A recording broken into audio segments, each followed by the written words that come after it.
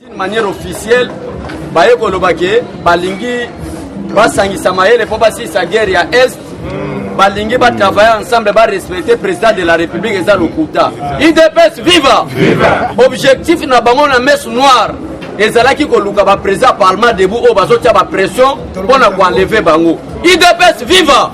Bah, on appelle combattant, on va travailler ma casse, on va éveiller le peuple congolais. Parce que le message, Kabila Yaki dans le Congo, et c'est là qu'il faut affaiblir l'esprit du peuple congolais. Même dans le discours, il y a un sala news, mais il faut changer l'homme congolais. L'homme congolais au Kabila, il y a un combattant de l'IDPS. IDPS, viva! Tango Bakekuna, tango bakomi kuna babandi ko luka moyen ndeni to banda sala nyonso to banda ko éliminer ba combattant ya IDPS et surtout tous les présidents parlement debout ya wana ko senga même la ba président parlement debout na banda na président Gilles et sengeli biso na biso soit bino na bino bozala na boyokani poete na kubenga na FCC libela na mboka IDPS viva ko biso tozo fêter le 24 janvier 2020 une année à président Félix Tshisekedi boyete OK selon la constitution une année à président de la République, ils ont pu pouvoir il y a pour prendre de grandes décisions en tant que chef de l'État. Parce que ça, c'est l'article 148 de la Constitution qui parle qu'avant une année d'élection à chef de l'État entra à quoi qu'il soit une grande décision. Mais après une année à pouvoir peuvent prendre de grandes décisions. Il y a des zones qui sont FCC. Quelles seront les décisions prises par les chefs de l'État? IDPS viva! Au sens où l'analyse, on comprend. Bakabila, ba ministre, baso composé. Ba PDG, ba entreprise, baso nommé. Yo fandi, on comprend. Fati a la mission météorolobate. Bomba! Ne yangwale longoli bango na Lubumbashi, même pas un mois. Baké sous la Kisantu. Bakanisa ke Félix Tshisekedi aza yuma, bako bomae. Ba comprendre que kindoki azalango eza kindoki utane na lola boyete basali batanta basali nyoso bakoki te ti bakomi na ba crash bakoki na ba crash te bakomi na ba réunion bamoni ke mutu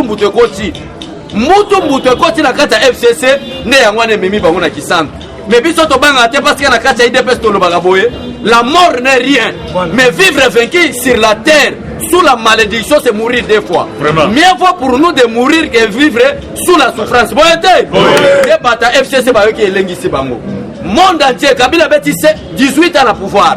Félix Azaga a 10 mois seulement au pouvoir, mais a raconté va décider nous sur le monde. Ok, nous avons un président allemand. Il faut ça là. Ok, nous avons un président de la Grande-Bretagne. Pour le président du Royaume-Uni, basé dans le système, il y a gouvernement. C'est le chef du gouvernement qui est le premier ministre qui est le chef du gouvernement et qui gère le pays. Mais Félix Tshisekedi qui a tout un à Bango à convaincre Bango. IDPS viva! Et les autres nous avons le soutien de la Russie, nous avons le soutien des États-Unis d'Amérique, France Tobengi si Bangote, Belgique Tobengi si Bangote, mais Malobo Tshisekedi a loba que l'Europe à travers la Belgique risque de perdre la RDC et de la regarder par la fenêtre. Ne pouvoir Maloba Tshisekedi et pousser Bango mo ba yana ba naviguer na Bango. IDPS viva! Biso to lukaki Bango te biso to lukaka deux grandes puissances. C'est les États-Unis et la Russie. Bon été. Donc match na biso zango kitoko. Après le 24 janvier qui vivra? Abou IDPS c'est viva! IDPS c'est viva! Combattant de lutte, oh tolobaka bomba. Vérité ya Monisco nyonso ebimi na fois. Combattant bolandaki bandeko na biso ya Monisco. Avant-hier bakangaki bango na mutuka ya Land Cruiser na ba minere na kati. Toleki o tobengaki jeudi bakangi na kati avion ba minere. Awa lobby boyokaki chef wa rebelle ya Rwanda babomaki ye pona nini ne fiske tant babomiye bazalaki 2 personnes batikalaki 4 oyo bato oyo basalaka ba chef ya ba FDLR l'air babomi 2 wana bakimi ba récupérer o tobengi ba arme na bango nyonso pa chef wa armée ya Africom l'air babengi chef de l'État babengi maman au chef de l'État par azalaki na Oudbangi ba signaler ba ebisi na minute oyo to récupérer oyo to bengi ba chombo nyonso oyo ya ba chef rebelle parce que zalaki soki ba bomi rebelle ba mo ba rapidaka oyo to bengi ba matériel ko ba chombo tout ba kimi na ngo pa ba nyinga na bango tango ba rapidité ba oyo to benga ba matériel nyonso ba simia ko na maboko combattant tozo ebisa yo baye chef wa Africom babengi chef de l'état yango chef de l'état abengaki oyo tobengaka Jean-Pierre Lacroix akita na est akenda vérifier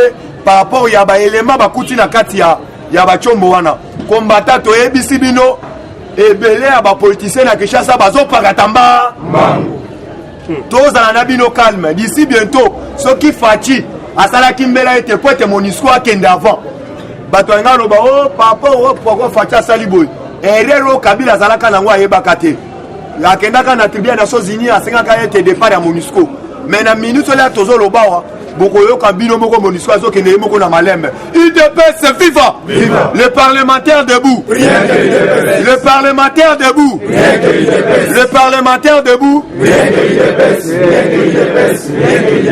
combattant l'air nazoyebisa bino bakangi na baélément na ba oyo tobengi bainformation na kati ya chombo wana yeba bien bagénéraux na biso baza na kati memana babi commanditaire eza Joseph Kabila puisque Kagame aza pe na masolo wana UDPS viva yango omoni a parti ya lobby Jean-Pierre Lacroix a signé pour na madame Luzila au président Chila Soye Bisabino il fallait kamata bisaka asala nini mema Leila Zurugui awa na minute il fallait kende azonga ba signé déjà oyo tobengi koloto na ye combattant à part wana yeba déjà représentant oyo MONUSCO azalaki na S yepe fallait kende parce que copie ba minéraux wana yepa azalaki na kati yango mema bomoni tango babomi chef oyo babengi ya troupement ya rebelle wana baye na avion MONUSCO bakamati bakende Rwanda awa na minute oyo combattant toyebi ebele bazosote présence ya Fachi na Outbangi combattant yeba déjà balobi à part Marshal Mobutu c'est ko Mwendo Azabang mutu oyo anyati lisusu wana eza Fachi be abangi te tala ba degré ndenge akatisi na kano rapide lobi kuna asalisaki course oyo tobengaka ya bapiroque na kati ya village wana atiaki basasa bakusi ya babwate na minute oyo baremetaki apesaki lauréat wana apesaki mbongo na minute oyo bomonaki retour ya chef de l'état na kati ya Kinshasa awa nazoyebisa yo tozo koaplike article oyo tobengaka article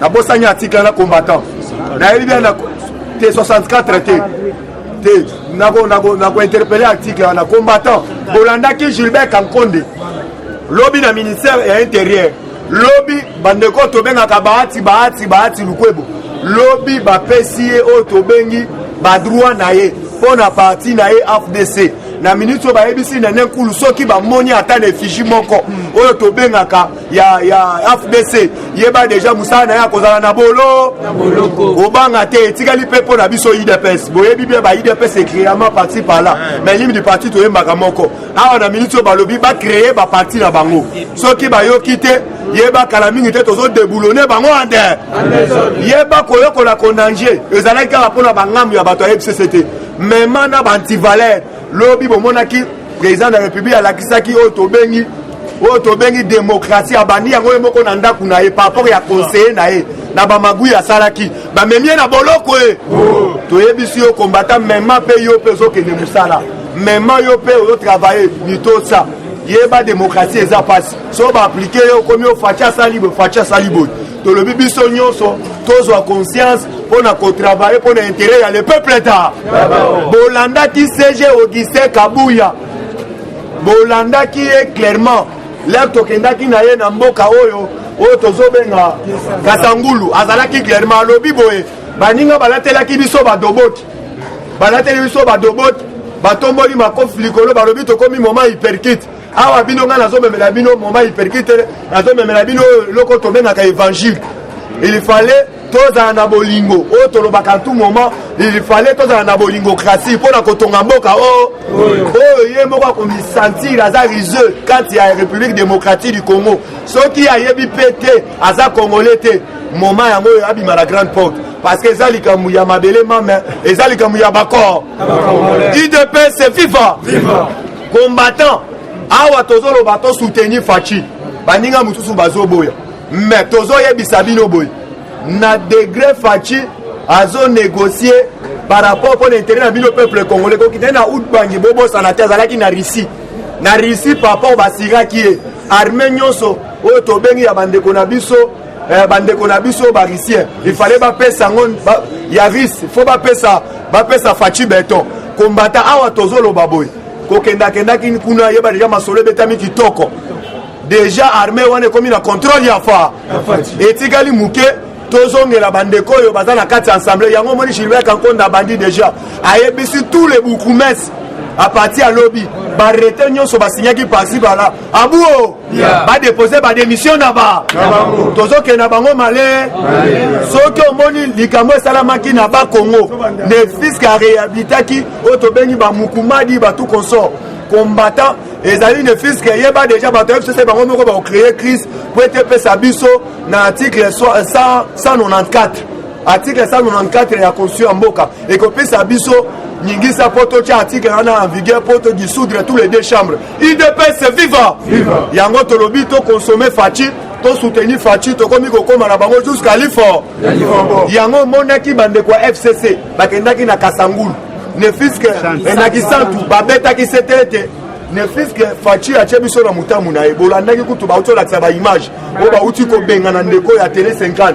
Kabila yemoko abenganye ne fiske boyebi télé 50 ne fiske achaka ba décision ya Kabila mais po boye ba bato wana makamususu basalaka oyo to ben Kabila tindaka bango te to yebisaka bino en tout moment bango mutu ba pusaka po biso to benga na Kabila ndezoko na minute po banga te Kabila déjà ba yebisi apona bisika ko kende ko vanda ye na famille na bana ye mais kasi bambolo mbolo na ye nyoso batikali bato bazolo basankana de kuta kala mingi te bazo kana mandere parce que ba élément lobby Jean-Pierre Lacroix ba o akangaki lobby na S ba po ya ba image ba appel téléphonique même na ba ndeko na biso ba généraux yango monaki Fachi tangu Amérique tangu atosengaki démission ya 4 généraux sur na mesa na biso Fachi abetaki sera lobaki te soki yeboko bengani ba généraux ne fiske ayant créé les problèmes na kati ya ndako mais ne fiske il fallait basala asenga la communauté internationale aya ko soutenir ye pour na départ ya ba généraux otolobaka en douceur kala mingi te combattant avant to fete abiso na bango tozo pesa na bye bye otolobaka ba généraux kindo awa bien boyebaki na conseil de sécurité ba se Jacques na sepelaki na courage ya colonel moko atelemaki le devant ayebisi ba généraux nyonso po Fachi atunaki bango clairement alobi wapi ba généraux oyo Mobutu anomaki batelemaki likolo wapi ba généraux oyo o Kabila oyo mutu munene alobaki la guerre ça sera longue et populaire guerre komaka individuel na ndaku na ye batelemaki wapi ba généraux oyo ya Kabila oyo tobengi ama Chombe oyo ayela biso orive batelemaki combattant à part Fachi ayoko tuna me wapi ba généraux na ngai ata moko atelemaki te yango Fachi ayebisaki bango boye alobi est-ce que nga naza na droit konommer ba généraux te mais na sepelaki na courage ya généraux moko aya telemi alobi clairement alobi boye Fachi nga naza mutu na yo a partir lelo nga naza mutu na yo atelemi ayebisi ba généraux nyonso na salle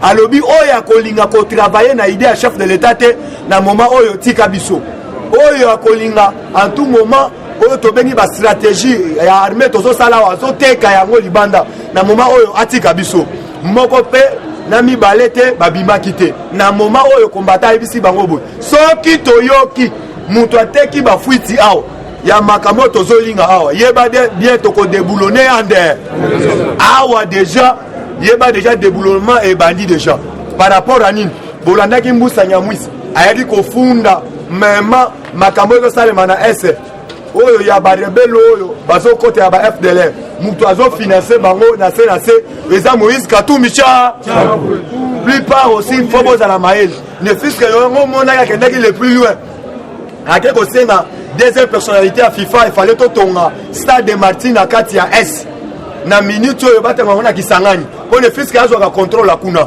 bobosana te oyo tobengi ndeko moko asalaka ya société civile asalaka déclaration na kisasa alobaka boye bamonaka Mukatumbi butu na kati ya oyo tobengi ya Rwanda ne fisi akenda ko remettre obosa na Katumbi na Kagame bakoki koliana te baza oyo mwasi ya Katumbi akobenga nani Kagame akobenga grand frère boye ba bien combattant baza wana ne fisi masolo se kotaki na Genève par rapport aussi ba Kagame ba finansaka pe mbongo na se obosa na te bande ko na biso oyo tobenga ya Uganda bauti koteka cop moko balobi boye ma décision de salema na S ya pays moto azofinansa yango eza Kagame. IDPS viva. Awa déjà boyoki Facha retiraki plainte oyo ya biso tofundaka oyo tobengi oyo tofundaka nani Uganda na minute Facha retiré plainte wana pour intérêt na biso peuple congolais. Yango moni Uganda ndini kofuta biso nyongo na biso oyo azala nango le plus longtemps. IDPS viva. Fachi combattant aza beto pamba te d'ici bientôt to soutenir Fachi to consommer Fachi place. Eshima, votre magazine qui bat au rythme de l'actualité. Une réponse à vos besoins en information, un éclairage dans divers domaines. Impartial, documenté, instructif. Eshima au cœur de l'info. Retrouvez la nouvelle édition. Exclusivité. Sakombi Molendo, le réformiste qui vient stopper l'hémorragie. Suspension des fonctionnaires peu intègre, numérisation des titres fonciers et climat de confiance avec les collaborateurs. Le nouveau gestionnaire des terres congolaises fixe les nouvelles règles de jeu. Focus. Lambert Mindi, Omalanga, le souverainisme comme un dogme. Redressement délaissé, Tomaluaka Losenjola, l'homme de la situation. Dossier Eshima, fini les vacances, vive les rentrées. De la politique au judiciaire, en passant par les scolaires, les derniers trimestres de l'année 2019 en RDC est décoiffant. Économie, BCC, un cadre des rétrocommissions et détournements à passer au peine fin. Découverte, Claude Ibalanki et Colomba, les coordonnateurs du MNS au centre de l'action de Félix Tshisekedi dans le Grand Lac. Les dialogues et pourparlers en RDC qu'en tire le peuple. Tubaou, la clé de la mythologie kassaïenne. Retrouvez l'intégralité du magazine Eshima dans les kiosques. Eshima Magazine, un nouveau standard d'information.